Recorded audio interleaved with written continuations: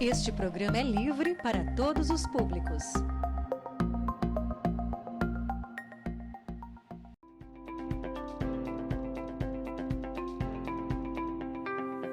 Câmara Convida. Quando as tropas do general Olímpio Mourão Filho foram mobilizadas e o anúncio feito pelo senador Auro de Moura Andrade de que estava vaga a presidência da República e assim o golpe de 64 aconteceu com a deposição do presidente João Goulart, o Jango, Lídice Salgou tinha 13 anos e seu pai naquela época era deputado, ele viria a ser prefeito ainda de Piracicaba. Nessa edição do programa Câmara Convida, e eu considero uma edição especial, nós vamos conversar com a Lídice Salgou para ela contar um pouco dessa história, o que ela viveu ali como criança ainda, quando aconteceu o golpe militar e depois a vida toda ali, passando a adolescência, a fase adulta, no regime militar. Então, Lídice, seja muito bem-vinda ao Câmara Convida, muito obrigado pela sua presença aqui. Eu que agradeço o convite, estou assim, bastante feliz de poder estar aqui conversando com vocês e também nessa casa, que foi um local que meu pai também esteve no início da década de 50, quando ele foi vereador também, né? Bom, além de, logicamente, como prefeito e tal, mas como vereador mesmo, que ele foi 2 vezes na década de 50. Bacana. Eu agradeço muito. E também recebemos aqui como um co-host, chamei dessa forma para ficar chique, mas um co-anfitrião aqui do programa, meu querido amigo Bruno Didoné de Oliveira, que é lá do setor de gestão de documentação e arquivo, e o nosso grande parceiro aqui nos conteúdos que o Departamento de Comunicação realiza. Bruno, seja muito bem-vindo mais uma vez aqui ao Câmara Convida, que já é a sua casa também, né? Obrigado, Eric, mais uma vez pelo convite. É uma honra sempre participar, né, dessas entrevistas históricas, né, especiais, como você disse. Agradeço também a Lídice por disponibilizar o tempo dela em estar aqui com a gente hoje. Obrigado. Lídice, eu queria começar a nossa conversa, né? A gente, quando define um programa como esse, falando de golpe militar, regime militar e tudo mais, mas eu queria retroceder um pouquinho. Queria que você contasse um pouco como que era a vida da Lídice Salgou com 13 anos, ali em 1964, quais eram os seus hobbies, o que você fazia, para as pessoas entenderem como que era a vida e também criar um pouco de empatia, porque às vezes parece que as pessoas mais antigas vêm de outro mundo, né? E o nosso mundo é o mesmo faz um tempo. Com certeza. Eu assim, até 13 anos, mais ou menos, 12, eu morava na rua Benjamin Constant, no número 1421. Até hoje tem a casa lá. Eu, de vez em quando, eu vou fazer eu gosto de fotografar. E num dos meus trabalhos, eu estou fazendo a minha cartografia afetiva. Então, eu estou correndo alguns locais onde eu morei, onde eu brinquei, essas coisas, né? E aí eu fui até lá na rua Benjamin. E na hora que eu estava lá fotografando a casa, a senhora saiu e me convidou para entrar. Que legal. Foi legal porque revi aquele quintal. Tem um quintal e tem um porão que era habitável, não era porão que dá para entrar direitinho. E ali brincamos muito, né? Naquele porão, naquele quintal. Mas, né, já aos 13 anos, nós estávamos já mudamos para o edifício Rio Negro, que é na Rua Boa Morte, 1149, né? E naquela época, minha vida é de criança, porque eu acho que naquela época, 12, 13 anos de idade, é criança mesmo, né?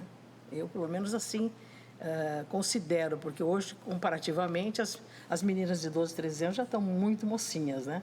E eu gostava era de brincar na rua.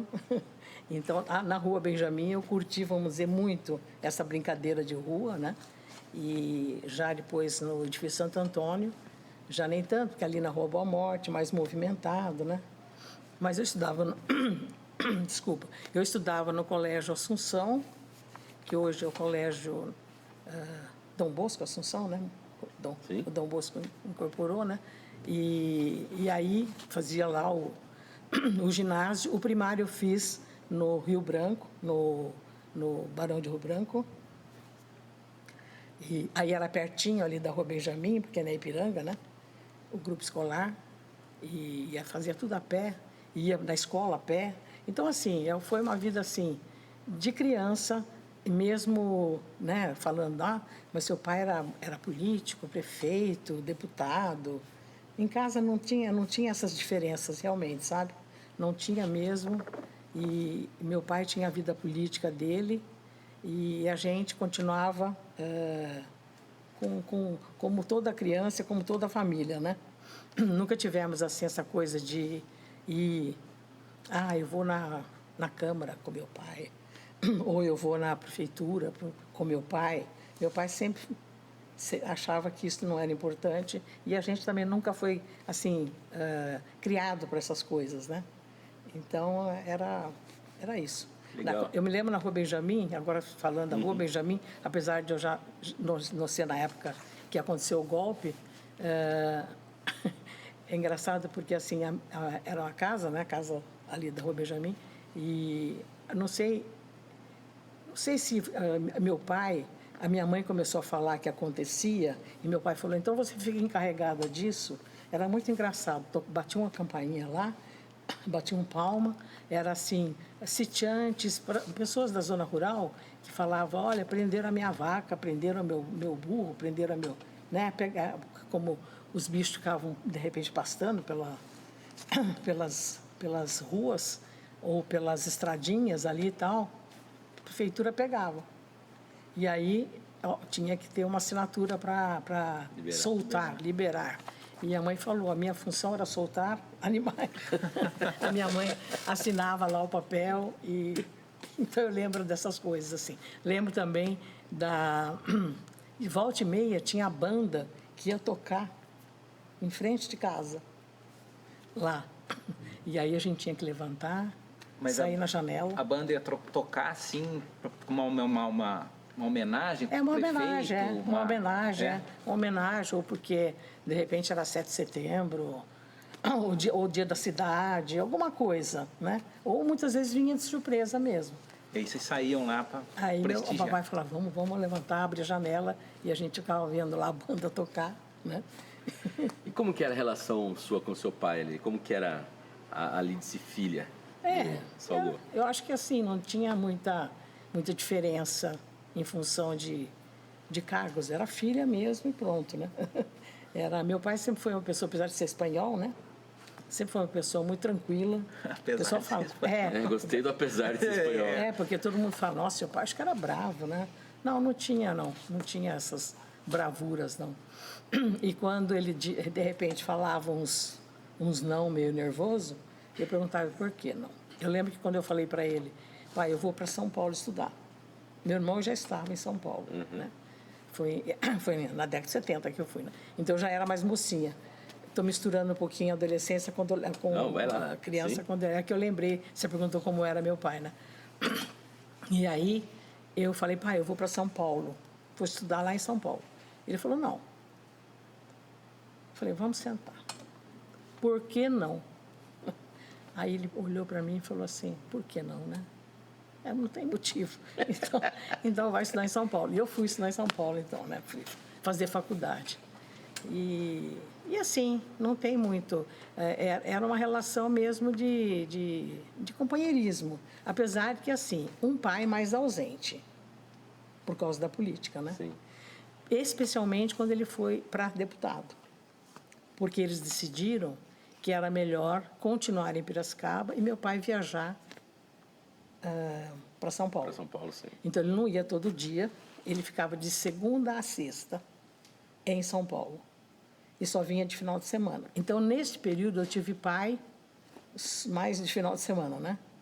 Então, assim, era uma relação boa, sem problema, mas, assim, uma relação mais ausente. Não era aquele pai... Estava todo dia em casa. Que estava todo dia em casa. Por conta do trabalho ali, por conta da função de deputado. Por conta de trabalho e tudo mais, né? E, então, eu acredito até que a minha relação de filha, meu pai, né? E eu como filha, eu acredito que ficou mais intensa depois quando eu fiquei adulta mesmo. Porque aí meu pai já estava fora da política, né? apesar da forma agressiva que ele foi tirado da política, né? Mas aí era um companheirão de viajar, ele ia muito para São Paulo, eu morava lá, ele e minha mãe iam para São Paulo, meu irmão também morava lá, né? Ia para São Paulo, então ficou aquele pai total, né? Legal. E o que você se lembra, né, desse período aí de 64? O que você se recorda? Eu vi a entrevista, inclusive, também queria agradecer ao Ale Bragion, porque ele fez um trabalho muito interessante lá com um relato da Lídice lá no engenho Diário do Engenho, no site, em que você faz revelações ali daquele período. Mas queria que falasse um pouquinho do momento ali, do que você se lembra daquele período do golpe militar, que foi em 64. A gente sabe que o golpe ele tem diversas fases, né? Diversos momentos, né? Sim. Mas aquele período inicial, o que você se recorda? Em 64 eu tinha 13 anos, né? Então, como eu falei, era criança mesmo, né? Era criança e não tinha assim em casa, assim, meu pai reunia eu e o meu irmão, que também já era criança na época, a gente só tinha 1 ano e 8 meses de diferença, né? Para explicar o que estava acontecendo. Era assim, tinha conversas, mas mais assim, conversa entre adultos, né? Aquela coisa, criança não participa, né? E então, assim, eu comecei a tomar pé mesmo da situação quando eu comecei a ficar adolescente maior, né? Fiquei mais adulta, né? Porque nessa época eu ainda estava no ginásio. Na época era ginásio, né? Agora é ensino médio. E aí eu, mesmo na escola, não se falava, era uma coisa assim, parece que a sensação era assim, eles fizeram bem para o Brasil, né? Tiraram os comunistas da possibilidade de vir tomar o Brasil, né? E eu acho que foi isso que todo mundo acreditou, né? Inclusive acreditou que meu pai mesmo, ele optou pela Arena, né? Ele era UDN, optou pela Arena, mas depois eu, mais adulta, em muitas conversas que a gente teve, ele falou assim, para mim era coisa de 1 ano e meio no máximo. É o que se dizia muito na época. Nesses momentos aqui que a gente tem feito coisas relacionadas ao golpe de 64, e até acho que o Bruno pode também colaborar, eu tenho visto muito isso, dessa expectativa que seria algo ali que duraria no máximo 1 ano, 1 ano e meio, para você ter não 21 anos, né? Sim. Então, seu pai tinha essa crença que haveria aquela estabilização. Sim, porque começaram a ficar muito com receio do discurso de João Goulart lá no Rio de Janeiro, né? Falando de questões de reformas de base. Reformas. E a questão da Guerra Fria, na época, né? Estados Unidos e a União Soviética, era uma coisa muito, muito forte, né? E então teve aquelas inúmeras passeatas, né? Quer dizer, foi um golpe não só militar, né? Foi um golpe civil-militar, né? Porque a população aderiu, né? Do mesmo jeito que meu pai achou que era a melhor opção, tanto que se filiou, ele era UDN, se filiou à Arena. Mas tudo isso, voltando à sua pergunta, são questões que eu fui conversar e discutir e entender com meu pai, não quando eu tinha 13 anos. Claro. Né? Foi depois, mais velha, já quando eu fui para o colegial, que na época eu fiz o clássico. Quando há um certo também distanciamento do momento ali, né? Às vezes o momento ele é diferente de quando você conversa. Você está naquele momento, você não percebe alguma coisa que talvez 10 anos depois, em relação ao seu pai, né? Sim, principalmente talvez, meu pai. Né? No caso que o papai tinha colocado uma expectativa de que seria o melhor para o país naquele momento e que não foi, né? Foi uma barbaridade, um horror, muita gente presa, muita gente morta, muita perseguição, né? Então, inverteu toda a expectativa que ele tinha. Uhum. Na época, ele era deputado, né? E eu, até inclusive, naquele material todo que eu tenho do acervo, tem inclusive acho que você não chegou a ver, tem inclusive no Jornal de Piracicaba, Acho que perdi o nome, como que é? Na Uma matéria. reportagem? É Uma entrevista? uma matéria do meu pai, né? Um escrito do meu pai. Um artigo, então. Um artigo, desculpa. Perdi a palavra, o artigo sumiu. Sem problema. Um artigo do papai falando para o povo piracicabano que isso era o melhor mesmo, sabe assim? E depois eu lia isso e falei, papai, não acredito você falando. Você escreveu isso. Ele falou, mas na época era isso. Era o contexto. Era o contexto, era aquilo, era isso que a gente acreditava, né? Que estava sendo o melhor mesmo. Certo. Mas o Bruno tem um episódio interessante do seu pai que é... Porque, assim, a gente fala do golpe em 64, mas o golpe ele é tentado ainda contra o Getúlio, depois contra o Juscelino também, né, Bruno? Você tem um período, nas atas da Câmara, enquanto vereador, o seu pai tem um período interessante ali, que o Bruno se recorda. No final de 1955, né, em Sim. outubro, Juscelino Kubitschek tinha sido eleito, João Goulart vice, e aí eles não queriam permitir a posse do eleito Juscelino Kubitschek. Teve um movimento, principalmente por causa por parte dos militares ali, né? Então teve muitas manifestações na Câmara. Vamos deixar ver o que vai acontecer, é perigoso o Juscelino assumir, e o seu pai se posiciona de forma firme e convicta a favor da posse do eleito, né, do Juscelino. Ele ganhou a eleição, evidentemente ele vai tomar posse. Lógico. Então tem esse posicionamento dele firme ali. Então isso é lembrado em duas atas. No momento, né, em novembro de 1955, pelo próprio seu Francisco Salvo Castilhon, as atas registram as falas dele. E depois, em 61, quando Jânio Quadros renuncia, e aí tem o mesmo dilema, que coloca, olha, vai deixar o vice assumir, não vai e tal. E aí tem um vereador, não me lembro o nome dele agora, que ele relembra, ele fala, lá em 55, quando o JK era para assumir, não quiseram deixar, então o vereador Salgô, atual prefeito, ele se posicionou firme, foi um dos poucos que foi firme pela posse ali. Então eu acho que isso corrobora o que a gente está discutindo aqui, conversando aqui, no sentido de ser uma pessoa ponderada, de ser um homem que tinha uma visão, que acreditava no que poderia ser melhor para a cidade. Sim, e sempre acreditando e apoiando a democracia, né? Sim. Então, não... Né? Tanto que ele tinha muitos embates, né? Por isso que na época de estudante, que ele fez engenharia no Rio de Janeiro, ele tinha lá, já o meio estudantil, Rio de Janeiro, capital federal, essa coisarada toda, né? E ele tinha muitos embates com Getúlio, porque Getúlio era, apesar de ter feito coisas importantes para o trabalhador, ele era um ditador, né? Sim. E ele tinha, o papai não...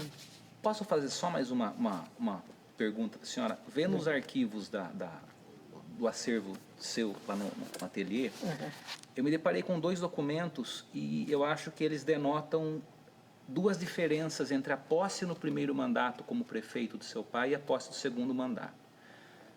Em janeiro de 1960, seu pai é empossado e tem um banquete, e nesse banquete tem um cartaz desse tamanho assim, uma cartolina, não lembro o material, com centenas de assinaturas de apoiadores entusiastas da candidatura do seu pai. Sim. E parece que aquilo ele tomou posse num ambiente tranquilo, festivo até. Aí a gente avança 8 anos no tempo, 9 anos, em janeiro de 69, ele assume a prefeitura pela segunda vez, e o documento que eu vejo na casa, lá no ateliê seu, é um ofício do bispo Dom Aníger, endereçado ao general Costa e Silva, então presidente, afirmando que o seu pai era uma pessoa que não era para ser caçado, era um excelente prefeito, uma excelente pessoa, não tem por que caçar ele. Isso em janeiro, tipo 10 meses antes da cassação dele, e logo após ele tomar posse. Então, você via essa diferença do primeiro mandato, do início do primeiro mandato, como uma coisa mais tranquila, e esse segundo mandato, 9 anos depois, como uma coisa mais tensa, mais turbulenta já. Sim, dava para perceber, apesar do papai e a mãe não demonstrarem, não ficarem demonstrando isso, até porque, assim, interessante fazer esse comentário até. Quando meu pai decidiu ser candidato novamente, na eleição de 68, nós estávamos num local, acho que era Jequitibá, não me lembro. Era um lugar que era até o pessoal gostava de frequentar. Acho que era Jequitibá. Tinha até um boliche e tal. Legal. Bom, e aí foi entre amigos, meu pai falou, eu vou me candidatar novamente. Nossa, aquilo para minha mãe foi terrível. Terrível. Ela não queria mais que o papai continuasse na política, né? E aí já eu mais velha, né, já perto dos meus 18 anos, né, eu estava entendendo que tinha alguma coisa aí que não estava bem. E, como você lembrou, desse momento aí de janeiro, foi uma posse, parece que tudo meio tenso, sabe? E 10 meses meio tenso. Porque depois meu pai comentou comigo que nos bastidores já falavam da cassação dele. No momento da posse já tinha esse já tinha esse movimento de que ele não ficaria muito tempo, né? Então, eu não tinha conhecimento dessa carta também. Só depois que eu comecei, eu e minha mãe, depois que o papai faleceu, a ver o que nós íamos guardar de tudo que aconteceu, que eu vi que tinha essa carta e tal, né? Do Dom Aníger. Então, assim, é uma coisa totalmente, você fez uma boa lembrança, totalmente diferente. Aquela posse em 60 e a posse de 69, né? Dois climas diferentes. Dois climas totalmente diferentes. Eu queria... O papai falou que naqueles 10 meses, naqueles 10 meses, né, que foi 17 de outubro, que ele foi cassado, ele falou que ele passou 10 meses com uma espada aqui na cabeça dele, que a qualquer momento ia acontecer. Tem uma coisa importante que eu acho que é importante as pessoas que estão nos assistindo entender, porque o Bruno lembrou bem, a Lides também aqui confirma, né, essa diferença entre um clima e outro. Inclusive, a tentativa de golpe ao Juscelino também. Você tem lá a história, né, do general Lott, que se torna um símbolo do militar legalista. Mas você tem, entre 55 e 64, você tem uma dimensão, uma estruturação maior daqueles que queriam o golpe militar para poder criar, né, a opinião pública favorável àquilo. E aqui eu destaco, é importante a gente trazer como fator histórico a criação do IPES, o Instituto de Pesquisas e Estudos Sociais, que é de 61. E ele foi constituído por empresários, né? Se eu não me engano, um empresário da mineração e de energia elétrica, empresários brasileiros, e que ele serviu como um think tank, hoje é chamado assim, né? Para você fazer matéria, para você fazer artigo na imprensa, para fazer essa mudança de percepção da sociedade e assim ter uma base social, né, em favor do golpe militar. Então, assim, o que eu acho que é interessante trazer é que essas mudanças de tons, elas não acontecem de maneira natural, elas são induzidas. Existe um trabalho político feito para que aquilo se realize, né? E aí, Lides, eu acho que é interessante, você já citou um pouco, mas eu acho que é importante a gente ter essa conversa aqui, e é o ponto que a gente chega. O seu pai é cassado em 69, logo depois, né, quase um ano depois do temido lá AI-5, que é o Ato Institucional 5, em que a ditadura militar ela se acentua, ela tem um momento de acentuação, inclusive chega a fechar o Congresso Nacional. Por que você acha que seu pai foi cassado? Qual que é os motivos materiais que a gente pode dizer assim da cassação, sendo que ele é uma pessoa que, como foi apontado aqui, não tinha falar assim, ele era da UDN, depois foi para a Arena, né? Um político da Arena ser cassado, né? De um partido de sustentação. O que você acredita? Na minha opinião e de longas conversas que tivemos, né? Eu e meu pai, com minha mãe, meu irmão. Desculpa, só um parênteses, que tem um detalhe, né? Além do seu pai, outros 21 prefeitos foram cassados no Brasil, mas você não tem um motivo claro disso.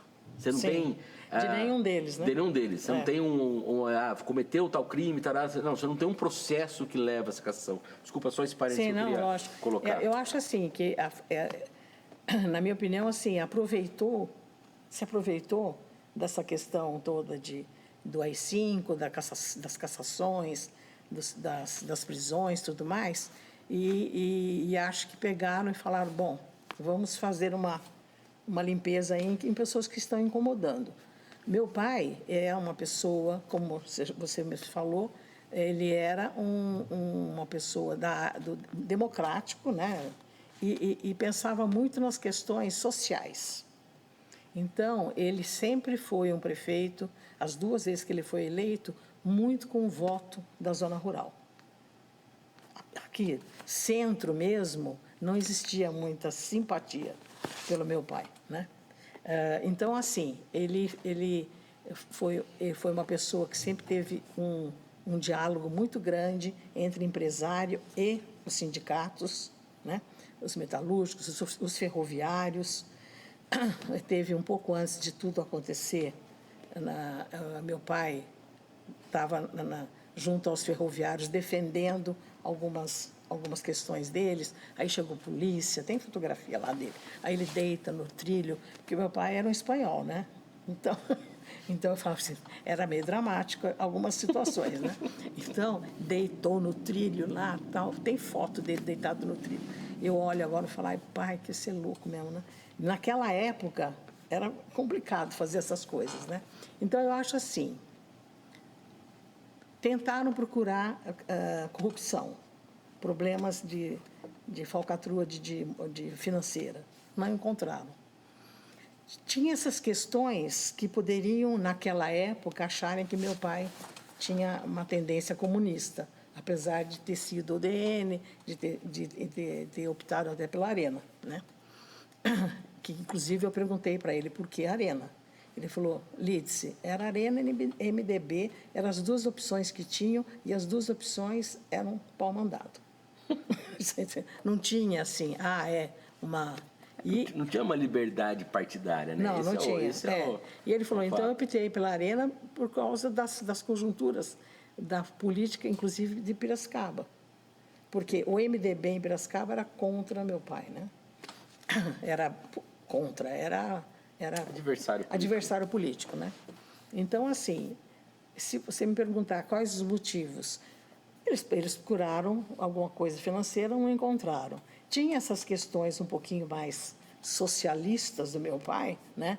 De questões de estar muito ligado aos sindicatos, metalúrgicos, ferroviários, e dar mais um olhar, uma visão mais administrativamente para a zona rural, para os bairros mais carentes. Mas o que ele conversou comigo, e eu acredito bastante, é que quem caçou ele foi o MDB daqui, o MDB local. Porque na eleição de 68 ele perdeu para o MDB. Abriu essa brecha. Vamos tirar o Salgô. Vamos tirar o Salgô porque ele incomoda. Ele venceu o MDB. Ele venceu o MDB. Ele venceu. Desculpa, eu falei. Então foi um revanchismo, né? O MDB pegou em segundo e queria... Foi um revanchismo, foi numa ideia revanchista. Eu acredito que eles tinham um prato cheio aí, um prato feito, para vamos tirar o Salgô da história, porque o papai, todas as vezes que ele se candidatava, ele ganhava, né? Então como vereador, como deputado... Ele era uma pessoa carismática, você avalia dessa maneira? Era bem carismático. Era bem carismático, sim. Você acha que... Tanto gente que fala que ele era, assim, populista, né? Sim. No sentido, vamos dizer... Pejorativo, né? Mas é aquela coisa, assim, a pessoa quando... ela tem uma ligação, como você colocou, com o sindicato, com os trabalhadores, né? Que é a população, a maioria da população, né? Trabalhador, né? Aí vira populista, né? Vira populista, porque tentam se colocar nesse rol de populista. Nesse rol de populista. E aí, então, eu acredito muito. E meu pai falou isso, falou inclusive em entrevistas na época para o jornal, né? Quer dizer, não estou aqui... criando uma história. E eu acho que foi isso, eu acho que foi, perdeu, vamos aproveitar e tirar o Salgado da jogada. O Bruno tem um registro interessante sobre essa posição social do seu pai, quando você estava falando lá para mim, lá fora, sobre a posição dele em relação à questão da causa negra, inclusive em Piracicaba, né? É um registro Sim, raro, em termos aqui dos políticos, né?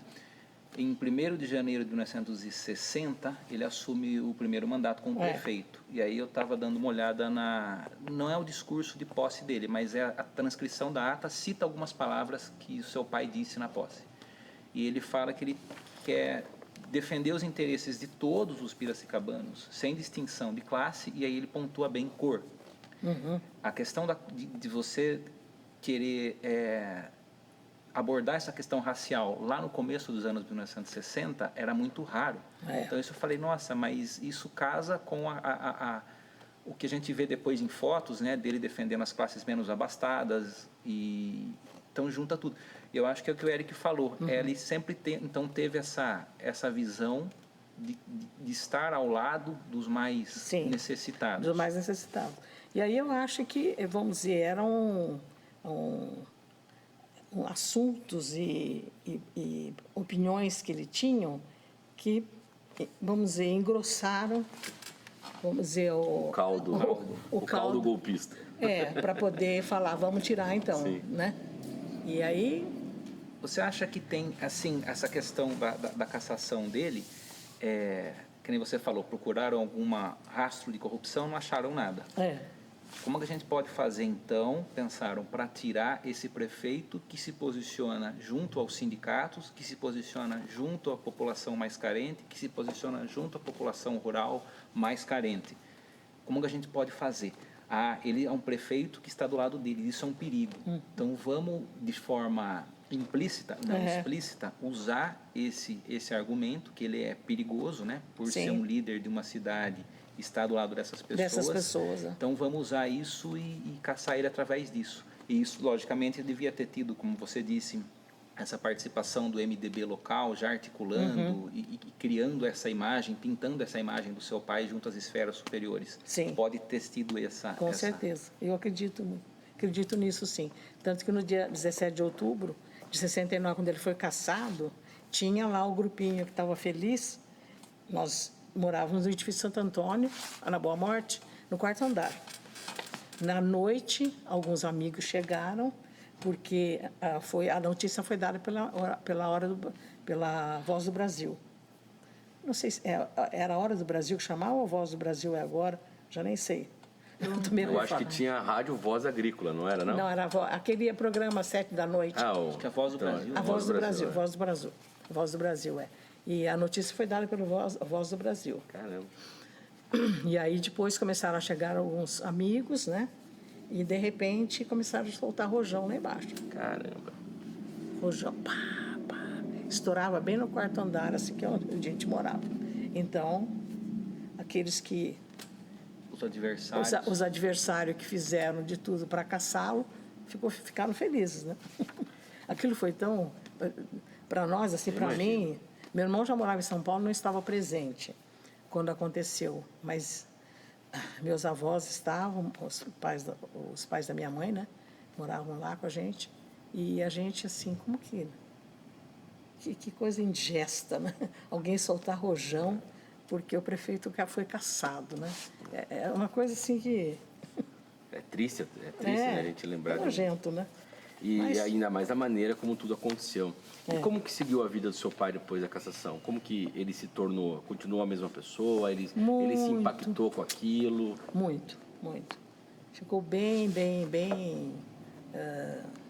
debilitado mesmo, né? Emocionalmente, né? Porque ele era engenheiro civil, mas ele entrou na política e não é assim. Continuam funcionários meus, sei lá, eu cuidando da engenharia. Não era assim. Ele saiu de engenharia para ser, no caso, naquele momento, político, prefeito, que fosse. Tem a carreira política dele, né? E aí, diferentemente, quando você fala assim, bom, é a última gestão, depois eu vou retomar minha vida, como engenheiro. Não, falaram, você vai ter que se virar. Volte a ser engenheiro, faça o que você quiser, entendeu? Então, ele precisou retomar a vida profissional como engenheiro muito de supetão, né? E fora que com todo essa tristeza, né? De ter sido cassado, né? Então, ele primeiro deixou a coisa acalmar, né? E aí ele começou a retomar a vida de engenheiro dele. O escritório dele aqui na Alferes, acho que é 890. Sabe aqui na Alferes, na esquina da São José, tem uma casa bem antiga, que tinha uma relojoaria embaixo. Sim, aqui na esquina. Sim. E tem um estacionamento, uma escadinha que sobe assim. Isso. Ali que era o escritório do meu pai, como engenheiro, depois que ele foi cassado, né? É bem do lado aqui. A gente morava, naquela época, moramos no edifício Rio Negro, morávamos no edifício Rio Negro. Na época era em frente da Em prefeitura, frente né? à prefeitura. É. A prefeitura era aqui no ali estacionamento. no estacionamento, né? Então, ele alugou uma sala ali e aí começou a retomar. Mas daquela, imagine, emocionalmente muito, muito ruim, né? Mas conseguiu, pegou umas coisas, principalmente as pessoas que Que apoiavam. apoiavam ele, precisavam de um engenheiro, vamos procurar o Salgô. E aí ele começou também a dar assessoria para prefeituras da região, São Pedro, várias prefeituras da região pediram, buscavam ele para assessoria. E foi assim que ele foi. E não se envolveu mais com política depois disso? Não, se envolveu. Aí, foi passando. Quem ia muito conversar com meu pai era o Tami, né? E meu pai falava assim, já que meus 2 filhos não querem política, porque nem eu nem meu irmão, a gente é político, mas não quer trabalhar na política. A gente quer ficar bem livre para poder falar mal, quando não concorda. Aí, então ele falava, olha, chegou uma pessoa que de repente me procura, né, como um filho, né, o Tami. E aí ele batia muito papo com o Tami, aí o Tami foi se envolvendo com a política, e aí... Também era professor, né, nessa época, né? O Tami era. Professor. E aí eles, depois dos 10 anos que teve... Ele ficou cassado por 10 anos, não podia votar, não. Depois de 10 anos, o Tami convidou ele para se candidatar a vice com o Tami. Aí foi. Ele foi, mas o Tami não ganhou. O Tami ganhou depois, né? Ganhou em 92. Isso teria sido nos anos 80. Porque o papai ficou cassado de 69 a 79. Então, foi no início da década de 80 que a dobradinha Tami Salgô, né? Mas não foi eleito, mas ajudava a criar partidos. O papai foi presidente honorário do PSDB quando o PSDB estava um pouquinho melhor, não? Porque, gente, acabou, né? Então, posso dizer que o Tami e até alguns, vamos dizer assim, o próprio PSDB, eles são herdeiros políticos do trabalho do seu pai. São, sim. Aí é o PSDB... É que assim, o PSDB, na verdade, ele é 88, né? Se eu não me engano, a formação dele. Que antes disso... Mas você tinha uma ala que viria a tornar o PSDB que estava dentro do MDB ainda, né? O MDB tinha aquelas alas, né? Cada ala havia a sua forma, né? Então, acredito que o seu pai tenha conversado com o Franco Montoro, com o Mário Covas, que tenha sido... Fernando Henrique. Fernando Henrique, essas... liderança, né, do PSDB dos anos 80. Sim, mas assim, nessa época, ele ficava mais em Piracicaba. Mas não que ia tanto assim para São Paulo. Ele estava, vamos dizer, ativo nas questões da política, mas mais light. Mais sossegado. Porque estava na vida dele, essa história da política, né? Mas assim, não... Foi só essa tentativa de se lançar o Tami Salgô, que acho que foi em 82. Não me lembro mais. Deve ser a eleição que elege o Adilson Maluf. Foi, isso aí. 82, então. 82, Mas, assim, uma coisa não era tanto assim de ir, sabe, ir para São Paulo, conversar com o Fernando Henrique. Estava mais Local. local. É. Entendi. Olha, infelizmente o nosso tempo já estourou faz tempo aqui, Gente, tá? então, Mas assim, eu estava achando que nós íamos ficar até de tarde aqui. Eu acho que a gente teria até que pensar num outro programa, porque eu queria saber da vida da Lides Salgô com tudo isso, né? Porque você é uma artista, você é uma publicitária, você tem sua vida. Atuei. Né? Atuei na publicidade há 37 anos. Então eu queria Depois que me aposentei. rapidinho assim, que você pode falar que isso impactou sua vida e os seus trabalhos também, né? Sim, assim, eu acho que em termos de vida acadêmica, eu fazia FAAP, né? Me formei em 75 e foi bem complicado a FAAP, porque eu fiz publicidade, eu fiz comunicação. Publicidade, jornalismo, tinha cinema, relações públicas. Bom, primeiro e segundo ano era básico e depois cada um escolhia a sua área. E o pessoal de jornalismo sofreu muito, porque logo que o Herzog foi morto, muitos professores começaram a tomar a defesa e querendo explicações da morte do Herzog, da cadeia, tudo mais, né? Sim. Foi em 76, né, a morte dele, né? Foi. Não, a morte dele foi em 74. 74? Eu acho que 75 mesmo. 75? Foi 75, porque eu me formei em 75. Mas aí os professores começaram a ter 1000 problemas e foram mandados embora. Os professores, principalmente na área de jornalismo... 75, isso mesmo. 75. Que defendiam e queriam respostas a respeito do assassinato, que dizia que era suicídio, né? Aquelas coisas lá que eles inventavam. E aí acabaram com o curso de jornalismo. Jornalismo na FAAP demorou um bom tempo para voltar a ter na Faculdade de Comunicação. Então, nessa questão, nós, mesmo eu não estando fazendo jornalismo e sim publicidade, sentimos todo esse problema, né? Dessa perseguição a professores e tudo mais. Em relação à profissão, segui em frente, fazendo as coisas. Tive graças a Deus, uma vida profissional bem intensa. Trabalhei em grandes agências de publicidade. Foi muito legal isso tudo, né? E aí, mas gostava de arte. Eu fiz comunicação, publicidade, pensando em trabalhar na área de criação de agência. Mas a primeira oportunidade foi justamente na mídia.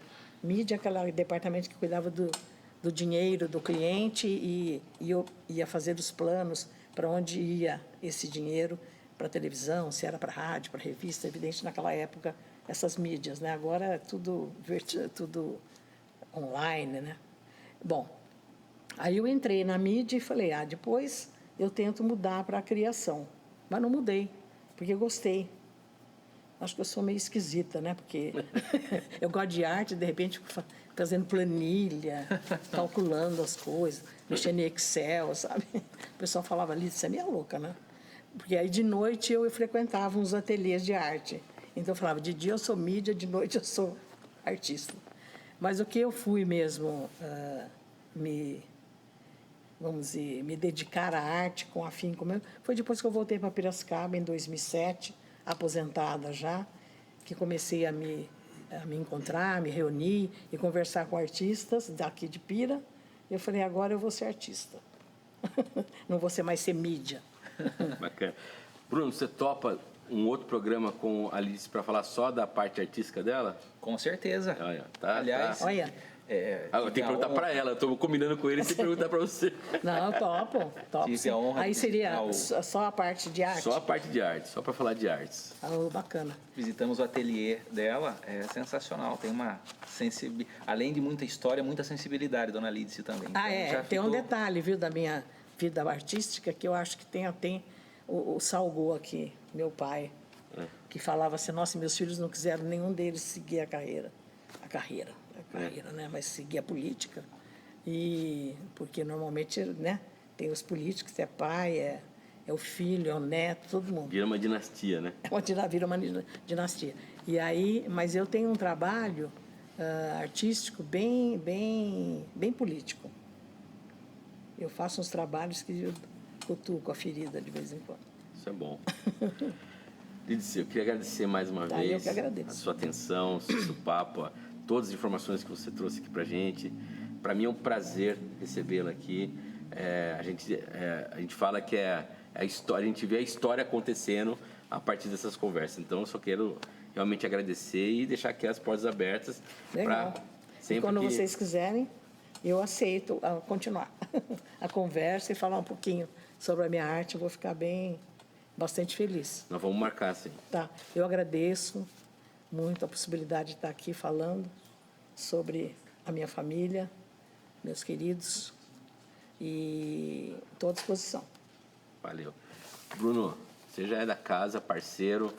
Muito obrigado mais uma vez pelas suas intervenções aqui. Também seja sempre bem-vindo ao Câmara Convinda. Obrigado, eu que agradeço novamente o convite, a parceria, né?